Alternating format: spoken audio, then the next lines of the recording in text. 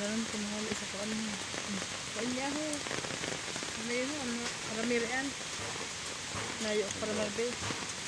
Ang Dragon Pro. Kakabakal ulit sila. Mas tumindi ang baha ngayon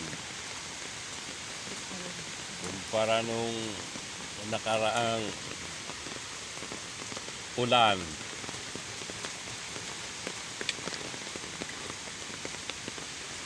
Wala na. Sigurado yung tilapia ko sa pispan, wala na.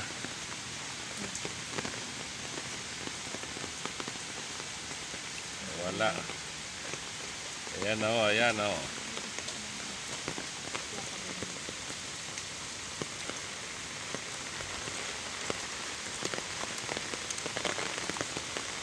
Ayan o yung flood control. Mas mabuti pa walang flood control. Kaya hindi ganito yung baha. Ayan.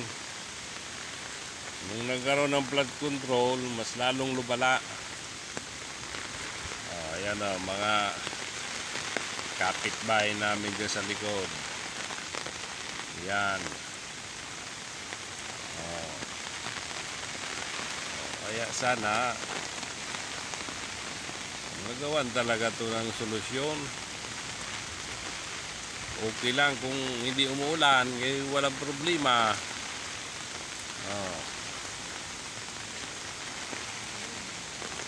Wala. Ayan, nananawagan ako sa mga politiko na kung sino man ang manalo ngayong 2022,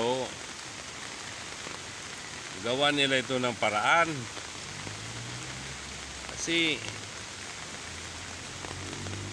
kung i-diretso nila yung project dito, sigurado namang ikita din sila dyan eh. Makakatulong din sa amin. Ayan. Ayan, Wala, kasi nga dahil sa putol yung flood control. Kung diniretso yan doon sa papunta doon sa elementary eskwelahan, hindi babaha kasi yung galing doon sa Pangdan walang harang doon na flood control, siyempre didiretso dito. O ngayon may flood control siya, hindi naman makadiretso kasi nahaharang doon ng flood control, kaya mas lalo bumaha.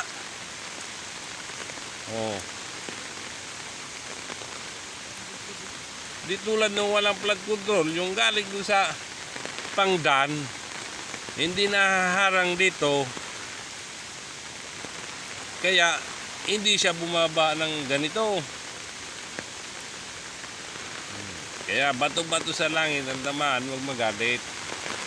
Kasi ito lang naman ang solusyon na magagawa namin, ang manawagan sa social media. Kasi sa totoo lang, pag nalapit kami sa mga kung sino man ang mga uupo sa sunod na eleksyon, hindi kami mapapansin dahil isa lang kaming ordinaryong tao. Kaya pasalamat nga kami kaya mayroong social media para makahingi ng tulong sa mga uupo na politiko na may butihing puso, na may malasakit sa amin mga tao. Yan lang po. Huwag po kayo magagalit sa amin kasi nagsasabi lang po kami ng totoo. Salamat, Manay Manay.